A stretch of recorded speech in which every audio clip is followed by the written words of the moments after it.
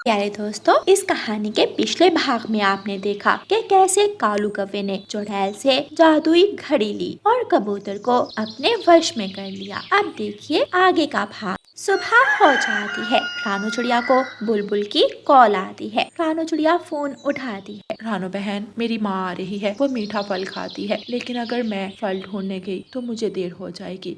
अगर आपके पास कुछ खाने को है तो मुझे दे जाओ। हाँ बुलबुल बहन, मेरे पास रसीले आम है। मेरी माँ का आमों का बाग है, वहाँ से ही मुझे आमों की बोरी आई है। मैं टोकरी में आपको आम दे जाती हूँ। बहुत बहुत धन्यवाद रानू बहन, आपने तो मेरी मुश्किल आसान कर दी। और बुलबुल को उसके घर देने चली जाती है। कालू कौवा भी अपने घर से निकलता है। वो कबूतर के पास जाता है। जी आका, बताएं आज क्या आदेश है। मेरे साथ तोते के पास चलो। कबूतर कालू कौवे के साथ तोते के घोंसले में जाता है। क्यों आए हो यहाँ इस काले कलोटे को साथ लेकर? तुम आज रानो चिड़िया के पास जाओगे और उसके सारे आम चुरा कर ले आओगे। क्यों जी, मैं अपने ही दोस्त के घोंसले में चोरी क्यों करूँगा? कालू कौवा अपनी जादुई घड़ी बाहर निकालता है। उसकी चेन पकड़कर घड़ी को तोते के सामने दाएं बाएं हिलाता है और बोलता है, मेरी बात कान खोल कर सुनो। मैं तुम्हारा आका हूँ। तुम मेरा हर आदेश मानोगे। अगर तुमने मेरी बात ना मानी तो मैं तुम्हें मार दूंगा। मिट्ठू तोता भी कालू कौवे के वश में आ जाता है। जी, आप मेरे आका हैं। आप जो भी कहेंगे मैं वो सब करूँगा। तो फिर जाओ और उस चिड़िया की आमों की बोरी उठा लाओ और उस चिड़िया को अच्छा सबक सिखा कर आना। रानो चिड़िया भी आमों की टोकरी बुलबुल को देकर वापस अपने घोंसले में आ रही थी कि वो देखती है कि तोता और कबूतर उसके आमों की बोरी उठा कर ले जा रहे हैं। रानो चिड़िया उनका पीछा करती है। कबूतर और तोता आम ले जाकर कालू कौवे को देते हैं। कबूतर भाई, तोते भाई, ये आप क्या कर रहे हो? मेरे आम इस दुष्ट कालू कौवे को क्यों दे रहे हो? लाओ मेरे आम मुझे वापस करो। तोते कबूतर, ये रानो चिड़िया तुम्हारे आका को बुरा भला बोल रही है। इसकी पिटाई करो। दोनों तोता और कबूतर रानो चिड़िया की पिटाई करने लगते हैं और रानो चिड़िया रोती हुई वहाँ से चली जाती है। रानो चिड़िया दुखी दिल के साथ अपने घर में बैठी हुई थी। कबूतर भाई और तोते भाई, आप मेरे साथ ऐसा कैसे कर सकते हैं? जरूर उस कालू कौवे ने उन पर कुछ किया है, वरना वो तो मेरे बहुत अच्छे दोस्त हैं। रानो चिड़िया फैसला करती है कि कल वो कालू कौवे का पीछा करेगी। अगले दिन कालू कौवा फिर से किसी पक्षी पर जादू करने अपने घर से निकलता है। रानो चिड़िया भी छुप छुप कर कालू कौवे का पीछा करती है। रास्ते में मैना बैठी थी जिसके पास लाल अनार थे। कालू कौवा मैना के पास जाता है। चुपचाप ये अनार मुझे दे दो, वरना क्या कर लोगे? ये अनार मैं अपने बच्चों के लिए लाई हूँ। कालू हंसने लग जाता है और अपनी जादुई घड़ी फिर से निकालता है और उस मैना के सामने दाएं बाएं हिलाता है। बात सुन कमजोर मैना, ये अनार तुम मुझे खाने को दोगी और आज से जो मीठा फल भी तुम्हें मिला करेगा तुम वो सब मुझे ला कर दोगी। जी मेरे आका, ये ले, ये आपके अनार। मैं अभी और भी मीठे फल ढूंढ कर लाती हूँ और आपको देती हूँ। मैना ये कहते हुए वापस उड़ती है। ये जादुई घड़ी तो कमाल की है। ये तो मेरे पास पहले ही होनी चाहिए थी। कैसे सब पक्षी अब मेरे आगे पीछे घूमते हैं और मेरा हर आदेश मानते हैं। अब अगली बारी उस कमजोर रानो चिड़िया की है। उसे अपने वश में करके अपने घर के सारे काम करवाऊंगा। मेरी पत्नी गोरी तो खुश हो जाएगी। रानो चिड़िया पेड़ के पीछे छुपकर सारी बातें सुन रही थी। वो चुपके से वहाँ से उड़ती है। अच्छा, तो वो दुष्ट काला कलोटा कौवा सब पक्षियों पर अपना जादू कर रहा है। उसने मेरे दोस्तों को मेरे खिलाफ कर दिया। मैं छोड़ूंगी नहीं उसे। अच्छा मजा सिखाऊंगी। आने तो दो जरा उस कालू को। अब उसका जादू उसी पर उल्टा पड़ेगा। कालू कौवा आराम से अपने मीठे फल खाता है और रानो चिड़िया पर जादू करने चला जाता है। रानो चिड़िया अपने घोंसले में थी। कैसा लगा रानो चिड़िया अपने ही दोस्तों के हाथों पिटाई खाते हुए? तुम एक दुष्ट और गंदे कौवे हो। जब मेरे दोस्त होश में आएंगे वो छोड़ेंगे नहीं तुम्हें। वो अब कभी होश में नहीं आएंगे, बल्कि अब तुम भी मेरे वश में आ जाओगी। कालू कौवा ऐसे कहते हुए अपनी जादुई घड़ी बाहर निकालता है और उस रानो चिड़िया के सामने हिलाते हुए आंखें बंद करके अपना मंत्र पढ़ता है। लेकिन रानू चिड़िया भी पूरी तैयारी के साथ बैठी थी। उसने अपने पीछे एक आईना छुपाया था। कालू कौवा जैसे ही मंत्र पढ़ता है, रानू चिड़िया वो आईना कालू कौवे के सामने कर देती है। कालू कौवे का जादू खुद उसी पर उल्टा पड़ जाता है और वो रानू चिड़िया के वश में आ जाता है। बताओ काले कलोटे कौवे, मैं कौन हूँ? आप तो मेरी मालकिन हैं। आप जो बोलेंगी मैं वो करूँगा। मुझे बताएं, मैं आपकी कैसे सेवा करूँ? पहले ये जादुई घड़ी मुझे दो। कालू वो जादुई घड़ी रानू चिड़िया को दे देता है। फिर रानू चिड़िया एक एक करके अपने दोस्तों के पास जाती है और जादुई घड़ी के जादू से उन्हें ठीक कर देती है। रानू चिड़िया, हमें माफ कर दो, हमने तुम्हें मारा। हाँ रानू चिड़िया, हम बहुत शर्मिंदा हैं। तोते और कबूतर, आपने कुछ नहीं किया, ये सब उस कालू कौवे का किया धरा है। लेकिन आप चिंता ना करें, अब उस कालू कौवे का जादू उसी पर उल्टा हो गया है। अब जैसे वो हमारा दाना चुरा कर खाता था, अब वैसे ही वो हम सबके लिए दाना लाया करेगा। कालू कौवा भी वहाँ आ जाता है। सुनो काले कलोटे कौवे, जी मालकिन, बताइए आपका क्या आदेश है? इस जंगल में जितने भी पक्षी हैं, तुम उन सब के लिए दाना ढूंढ कर लाओगे। तुम सबके घोंसलों की सफाई करोगे और जंगल के सारे काम तुम ही किया करोगे। जी मेरी मालकिन, मैं अभी सब पक्षियों के लिए दाना लेकर आता हूँ। कालू कौवा जंगल जाता है और सब पक्षियों के लिए दाना ढूंढता है और जंगल के सभी पक्षियों के घरों में जाकर उन्हें दाना देता है। फिर उस दिन से कालू कौवा रानू चिड़िया की हर बात मानता है। गोरी कौवी कालू की पत्नी रोती हुई रानू चिड़िया के पास आती है। रानू चिड़िया, हमें माफ कर दो, मेरे पति को वापस होश में ला दो। हम यहाँ से दूर चले जाएंगे, हम ये जंगल ही छोड़कर चले जाएंगे। अब हम किसी को परेशान नहीं करेंगे। तुम दोनों ने सब पक्षियों को बहुत तंग किया है। कुछ दिनों तक तुम दोनों अपने किए की सजा जरूर काटोगे। कालू और गौरी ने सब पक्षियों का दाना चुराया और उन्हें तंग किया। अब सजा तो उन्हें मिलनी ही थी। प्यारे दोस्तों, इस कहानी को लाइक, अपने दोस्तों के साथ शेयर और चैनल को सब्सक्राइब करना बिल्कुल मत भूलना। आपका धन्यवाद। मानो चिड़े को एक गरीब घराने की रानू चिड़िया पसंद आ जाती है और वो अपनी माँ से वहाँ शादी करवाने की जिद करता है। माँ, मैं शादी करूँगा तो वही करूँगा, वरना कहीं नहीं करूँगा। तुझे पढ़ा लिखा कर इसलिए बड़ा किया कि तू मेरे ही आगे जुबान चलाए। देख बेटा, हम कितने अमीर हैं, अगर किसी गरीब घराने की लड़की ले आए तो सब हमारा मजाक उड़ाएंगे। माँ, कोई कुछ नहीं कहेगा, बस आप कल वहाँ मेरा रिश्ता लेकर जाएं। फिर मानो चिड़े की माँ अपने बेटे की जिद से तंग आकर वहाँ चली जाती है और उनकी लड़की का हाथ मांगती है। एक दिन गोरी कौवी की सास मानो चिड़े की माँ के पास आती है।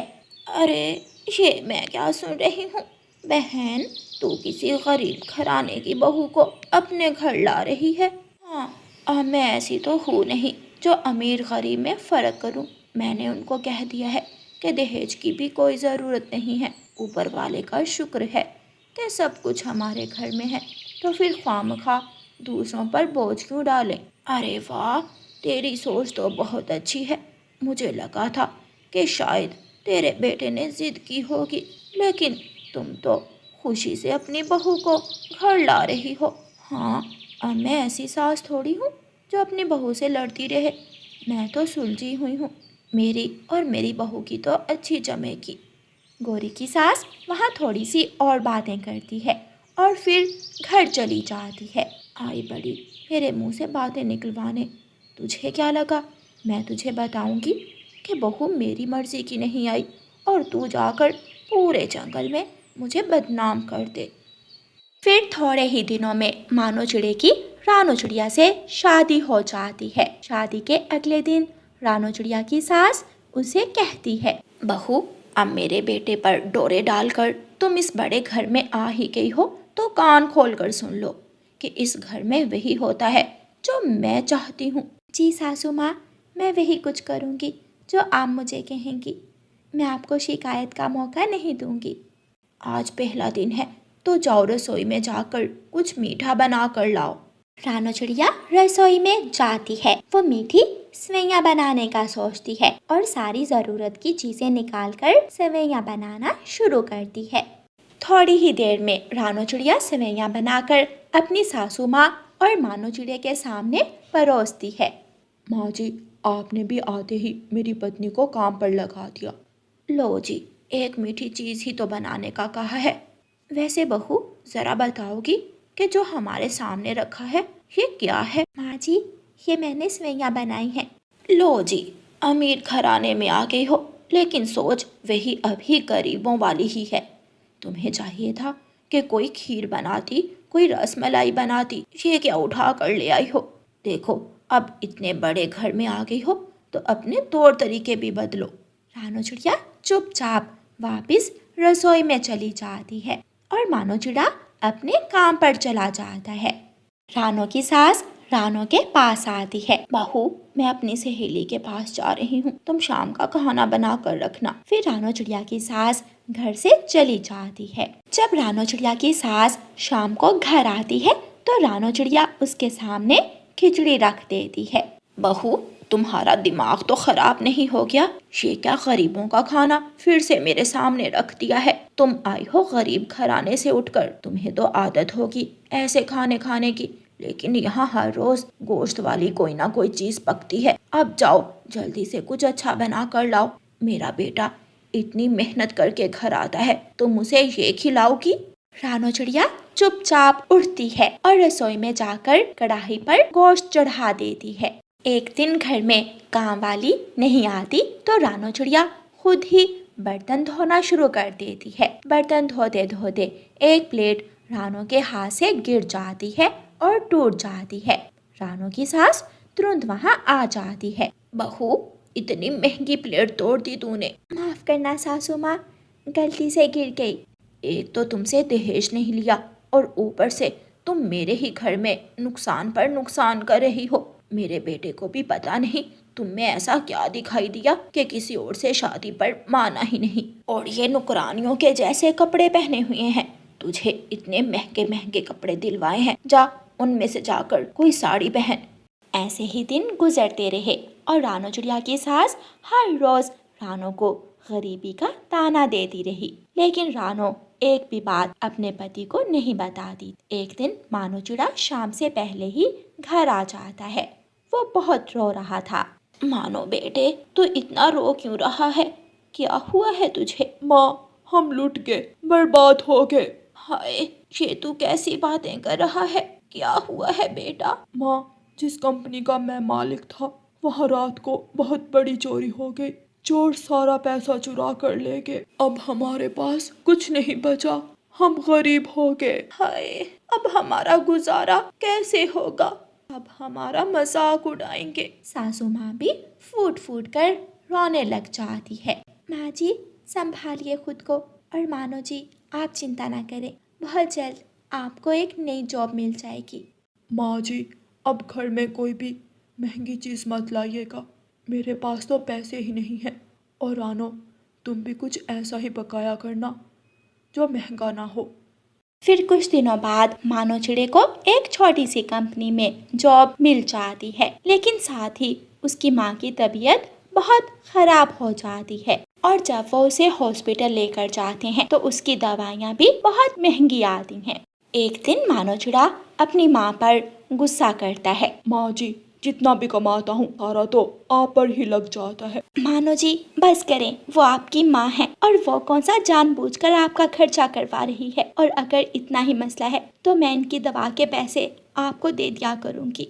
तुम कहाँ से पैसे दोगी? मुझे सिलाई करना आती है, मैं सिलाई करके पैसे कमा लिया करूँगी। सासू माँ अपनी बहू की सारी बातें सुनती है। वो अंदर ही अंदर बहुत शर्मिंदा होती है। जब मानो चिड़ा वहाँ से चला जाता है तो सास रानो चिड़िया के पास आती है। रानो बेटी, मुझे माफ कर दो, हमेशा तुम्हें गरीबी का ताना दिया, लेकिन आज तुम ही हो जो मुझे संभाल रही हो। आप मेरी माँ की तरह हैं और माँ की बात का बुरा नहीं मनाते। फिर दोनों सास बहू एक दूसरे के गले लग जाती हैं। प्यारे दोस्तों, इस कहानी को लाइक, अपने दोस्तों के साथ शेयर और चैनल को सब्सक्राइब करना बिल्कुल मत भूलना।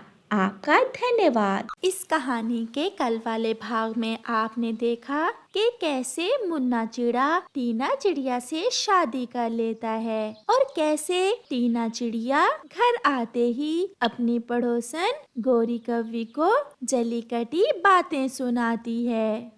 मैं काम पर जा रहा हूँ। टीना और मुन्ना उठे तो उनसे कहना कि कुछ लकड़ियाँ ले आएं। अभी नई नई शादी हुई है उनकी, आप जाएं, मैं लकड़ियां ले आऊंगी। फिर चुन्ना काम पर चला जाता है। चुन्ना घने जंगल से ऊपर गुजर रहा था कि एक लाल तोता बहुत तेज उड़ता हुआ आ रहा था। उस तोते का ध्यान दूसरी तरफ था और वो सीधा आकर चुन्ने चिड़े से टकरा जाता है। दोनों का बहुत खतरनाक एक्सीडेंट होता है। तोता घायल हो जाता है और चुन्ने चिड़े की वही मृत्यु हो जाती है। चुन्ने की पत्नी रानो चिड़िया जंगल में लकड़ियां काट रही थी जब मिठू तोता वहां आता है। रानो रानो, बहुत बुरा हुआ, बहुत बुरा हुआ। क्या हुआ मिठू, आप इतने घबराए हुए क्यों हो? आपके पति मर गए हैं। ये सुनकर रानो चिड़िया का तो दिल फट जाता है। क्या मिठू ये क्या कह रहे हैं? वो तो अभी कुछ देर पहले काम पर गए थे। लाल तोता तेजी से उड़ता हुआ आ रहा था कि दोनों का एक्सीडेंट हो गया।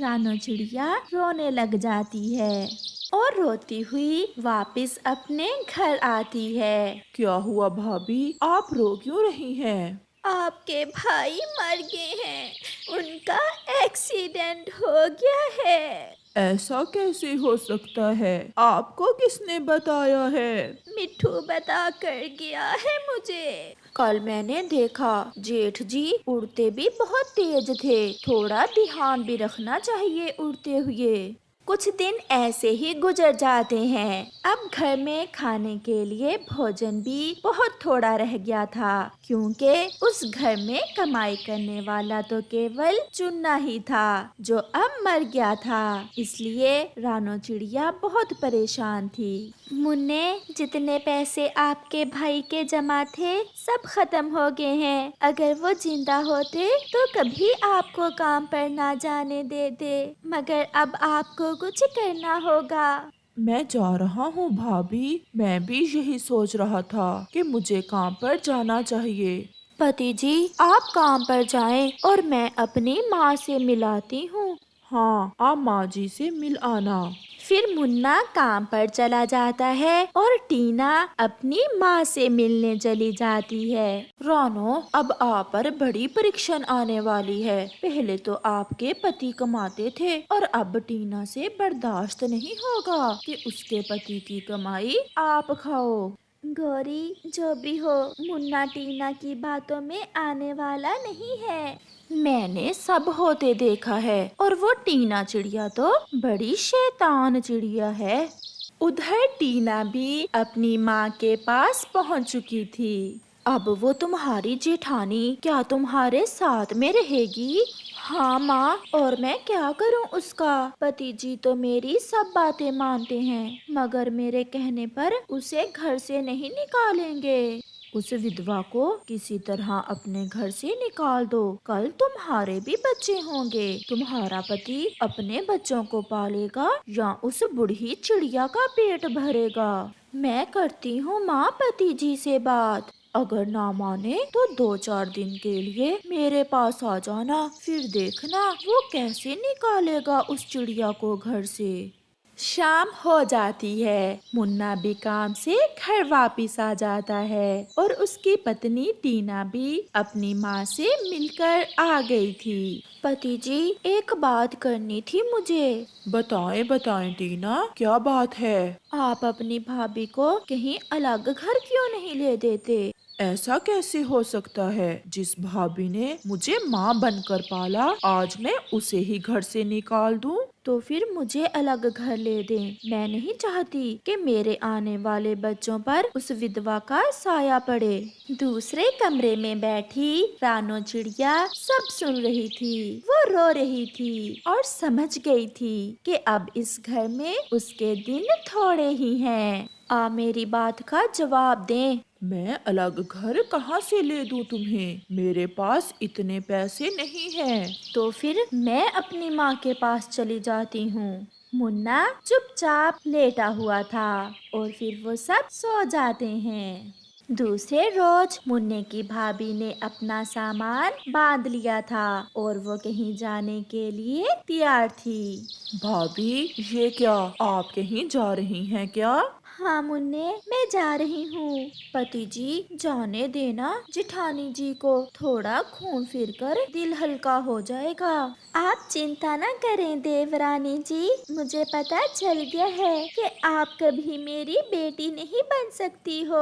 आप मेरी देवरानी ही हो। मैं इस घर में अब कभी लौट कर नहीं आऊंगी। मैंने आप दोनों की सारी बातें सुन ली थी। तो क्या बुरी बात की थी मैंने? सच ही तो कहा था। इसलिए मैं जा रही हूँ। फिर रानो चिड़िया वो घर छोड़कर चली जाती है। मुन्ना उसे रोकना तो चाहता था, मगर अपनी पत्नी के डर से वो ऐसा नहीं कर पाता। वो तो एक मूर्ति बना खड़ा था। पति जी, अब रोने न लग जाना, 1-2 दिन में सब ठीक हो जाएगा। चलो हम इकट्ठे बैठकर चाय पीते हैं। गोरी कौवी रानो चिड़िया को जाते हुए देख लेती है और उसे रोक लेती है। कहाँ जा रही हो रानो? और ये सामान क्यों उठाया हुआ है? वही हुआ जो आपने कहा था। मैंने वो घर खुद ही छोड़ दिया है। मैं नहीं चाहती कि मेरी वजह से टीना मुन्ने को छोड़कर अपनी माँ के पास चली जाए। मुझे सब पता चल गया है। आप चले मेरे साथ मेरे घर। हमने बचपन साथ गुजारा, जवानी साथ गुजारी, और अब बढ़ापे में जुदा क्यों हो? फिर गोरी कौवी रानो चिड़िया को अपने साथ अपने घर ले जाती है। वो रिश्ते जिन्हें एक दूसरे से बहुत प्यार था, वो टूट चुके थे। रानो चिड़िया ने जिस मुन्ने को अपनी जान से भी बढ़कर प्यार किया था, आज उसी मुन्ने के बिना वो जी रही थी। और टीना चिड़िया क्या रानो को घर से निकालकर खुश रहती है, ये तो समय ही बताएगा।